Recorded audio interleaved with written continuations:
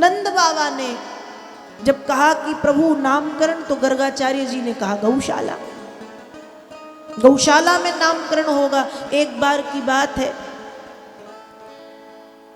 33 कोटि देवता हैं। 33 कोटि मतलब जानते हैं ना कितने? 33 कोटि कितने? 33 करोड़।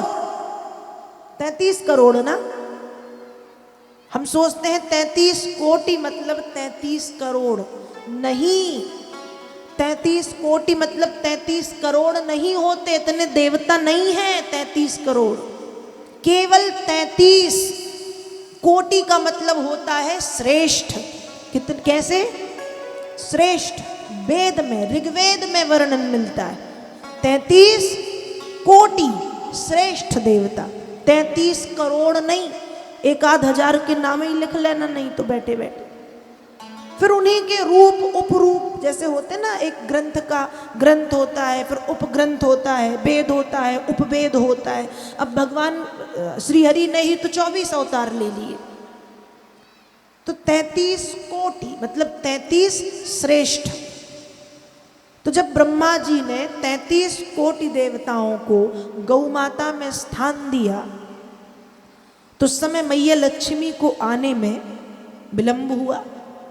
अब मैया लक्ष्मी विलंब से आई, और जब मैया लक्ष्मी विलंब से आई तो कहती हैं मुझे भी गाय में स्थान चाहिए, मुझे भी गाय में स्थान चाहिए।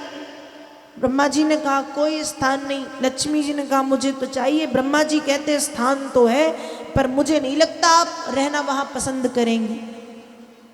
ब्रह्मा जी ने कहा, लक्ष्मी जी ने कहा स्थान कौन सा है? कहा गाय का गोबर, रहोगी आप? लक्ष्मी मैया ने कहा हाँ मुझे स्वीकार है। और उस दिन से गौ माता के गोबर में लक्ष्मी मैया का स्थान हो गया। लक्ष्मी का स्थान गाय के गोबर में हो गया, लक्ष्मी मैया को दे दिया गया।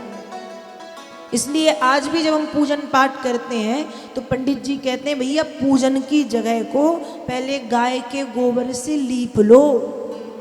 आज भले हमारे मकान पक्के बन गए हों, लेकिन जो लोग इस बात को जानते हैं, जब कोई भी पूजन का कार्य, कोई बड़ी पूजन होती जैसे दिवाली में या इत्यादि बहुत सी पूजाएं घर में होती हैं, पूजन में हम अपने घर के मंदिर को या मंदिर के सामने जहाँ भगवान को स्थापित करते हैं गाय के गोबर से लीपते हैं।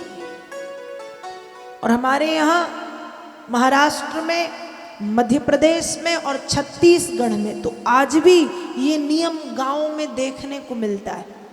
महाराष्ट्र, छत्तीसगढ़ और मध्य प्रदेश, ये नियम देखने को मिलता है कि गांव में कि आज भी सुबह जब एक माँ उठती है तो सबसे पहले घर के आंगन को गाय के गोबर से लीप करके रंगोली डालती है डेली, प्रतिदिन। ये नियम कहीं कहीं अभी भी देखने को मिलते, क्योंकि गाय के गोबर में लक्ष्मी का वास रहता है। तो गर्गाचार्य जी ने कहा गौशाला में नामकरण होगा। नंद बाबा ने कहा बिल्कुल, जैसी आपकी आज्ञा। नंद बाबा ने पूरी व्यवस्थाएं कर दी गौशाला में। और गौशाला में जब व्यवस्थाएं हुई, नामकरण कराया गया। और गर्गाचार्य जी महाराज कहते हैं कि हे नंद बाबा, ये जो आपका बड़ा पुत्र है, अर्थात ये जो माता रोहिणी का पुत्र है, अयम ही रोहिणी पुत्रो रमयन सुरदो गुणैः आख्याश्चिते राम इति बलाधिक्याद वलम विदुः। हे नंद बाबा, ये जो माता रोहिणी का पुत्र है, अयम ही रोहिणी पुत्रो, इसका नाम है राम। राम किसे कहते हैं? कहा जो परिवार के साथ साथ संसार के लोगों को प्रसन्न रखने का सामर्थ्य रखे, वो राम। इसका एक नाम है बलराम, बल की अधिकता है तो बलराम। एक नाम है बलदेव, बल का देवता है ये। और एक नाम है एक माँ के गर्भ से दूसरी माँ के गर्भ में संकर्षण क्रिया खींच करके लाया गया, इसलिए इसका एक नाम है शंकरषण। नामकरण हुआ बलभद्र जी महाराज का। अब नामकरण की बारी आई ठाकुर जी की। गर्गाचार्य जी कहते हैं आसन भरणास्त्रयोरस्य ग्रैहतोनु युगम तनु सुकुलो रक्तस्तथा पीत इदानीं कृष्णतां गतः। ये जो आपका और नंद बाबा का, यशोदा का और नंद का जो बेटा है, ये हर युग में अवतार लेता है। और अवतार तो लेता, रंग भी बदलता है। सतयुग में इसका रंग था श्वेत सफेद, त्रेता युग में इसका रंग था रक्तस लाल, फिर किसी एक युग में पीत, ये पीले रंग का भी था, पांडुरंग, महाराष्ट्र में है पांडुरंग विठला, पीत पीले रंग का।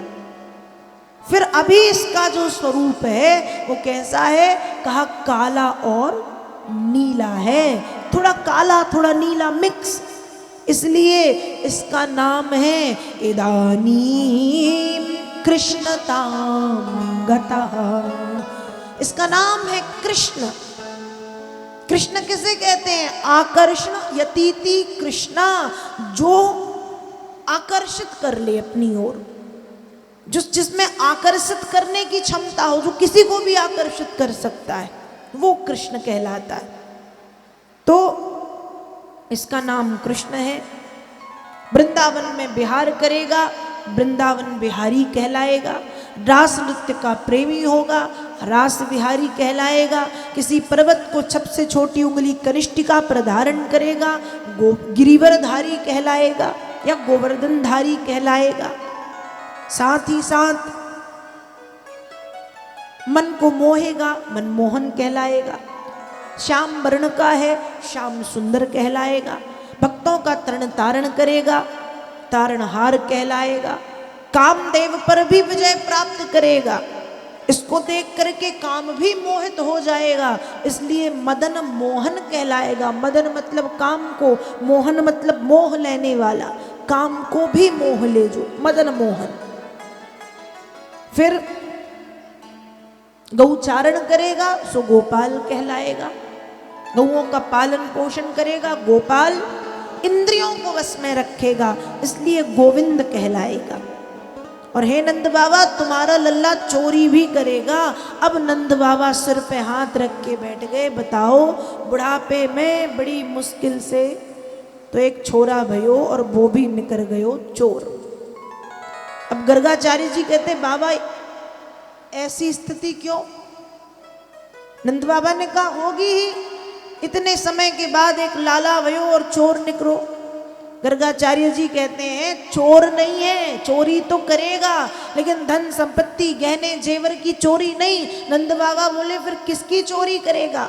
कहा भैया माखन का प्रेमी होगा, इसलिए ये माखन की चोरी करेगा, इसलिए एक नाम है माखन चोर। और हे नंद बाबा, तुम्हारे लल्ला के कोई एक दो नाम नहीं है, तुम्हारे लल्ला के 1000 नाम हैं। विष्णु सहस्त्र नाम में नारायण के 1000 नामों का वर्णन है और तुम्हारे लल्ला के भी 1000 नाम हैं। ये नहीं बताया कि विष्णु ही है, इशारा कर दिया कि कुछ गुण तुम्हारे लाल में भगवान नारायण के दिखाई पड़ रहे हैं मुझे। इसका बल, इसकी बुद्धि, इसका विवेक, इसका सौंदर्य, इसका यश, इसकी कीर्ति लगभग भगवान विष्णु की तरह है। बताया नहीं कि वही है, क्योंकि भगवान ने पहले ही सावधान कर दिया था, लेकिन थोड़ा सा संकेत तो कर ही दिया कि इनमें कुछ गुण भगवान विष्णु के विद्यमान हैं। ये नहीं बताया कि ये विष्णु ही है। तो इस तरह से भगवान का और बलराम जी का नामकरण हुआ। ठाकुर जी को लगा, नंद बाबा को लगा, तो गर्गाचार्य जी पधारे। त्रेता में जब राजा दशरथ जी को लगा तो गोस्वामी जी मानस में लिखते हैं, नामकरण कर अवसर जानी, नामकरण कर अवसर जानी। भूप बोली पठले मुनि ज्ञानी, भूप बोली पठले कर जानी। जो आनंद सिंधु सुख नासी, जो आनंद सिंधु सुख गावे, सी करते त्रैलोक सुपासी, सी करते त्रैलोक सुपासी। सो सुख धाम राम असनामा, सो सुख धाम अखिल लोक दायक विश्रामा, अखिल लोक विश्राम। विश्व भरण पोषण कर जोई, विश्व भरण पोषण कर जोई, ताकर नाम भरत अस होई, ताकर नाम भरत अस होई। जाके सुमिरन तेरी पुनासा, जाके सुमिरन तेज पुनासा, नाम शत्रुघ्न वेद प्रकाशा, नाम शत्रुघ्न वेद प्रकाशा, नाम शत्रुघ्न वेद प्रकाशा। नाम शत्रुघ्न वेद प्रकाशा। लक्षण धाम राम प्रिय सकल जगत आधार, गुरु वशिष्ठ ते ही राखा लक्ष्मण नाम उदार। जब नंद बाबा को लगा तो गर्गाचार्य जी ने नामकरण किया, जब त्रेता में दशरथ जी को लगा तो वशिष्ठ जी पधारे हैं, नामकरण संस्कार किया है। आनंद का सिंधु, आनंद का समुद्र, आनंद का भंडार, आनंद का खजाना, आनंद का जल निधि, आनंद का नीर निधि, आनंद को देने वाला, इसलिए इसका नाम है राम। और दूसरा पुत्र विश्वभरण, संसार का भरण पोषण पालन पोषण करने वाला भरत। शत्रुघ्न, इसके नाम का जो स्मरण करेंगे उनके शत्रु भाग जाएंगे, शत्रुओं के ऊपर इसका नाम घन की तरह कार्य करेगा, शत्रुघ्न। और ये जो चौथा पुत्र लक्षण धाम, गुणों का धाम है, राम प्रिय, ये राम को बहुत प्रिय है और राम इससे बहुत प्रेम करते हैं, ये राम से बहुत प्रेम करता है। सकल जगत आधार, इस सृष्टि का आधार है। गुरु वशिष्ठ दही राखा लक्ष्मण नाम उदार, इसलिए इसका नाम लक्ष्मण है। लक्ष्मण का अर्थ होता है निरंतर अपने लक्ष्य पर अडिग रहने वाला। और लक्ष्मण जी का लक्ष्य क्या है? केवल राम जी की सेवा, और राम की सेवा में निरंतर लगे हैं, अपने लक्ष्य पर अडिग हैं, दृढ़ निश्चयी हैं, इसलिए लक्ष्मण। तो जब इन्हें लगा दशरथ जी को तो वशिष्ठ जी आए, नामकरण हुआ। नंद बाबा को लगा तो गर्गाचार्य जी आए। हमारे सनातन धर्म में 16 संस्कारों के अंतर्गत नामकरण संस्कार की बड़ी महिमा है, इसलिए अपने बालक बालिकाओं का नामकरण संस्कार हमें बड़े सोच समझ के कराना चाहिए या करना चाहिए। तो भगवान का नामकरण हुआ।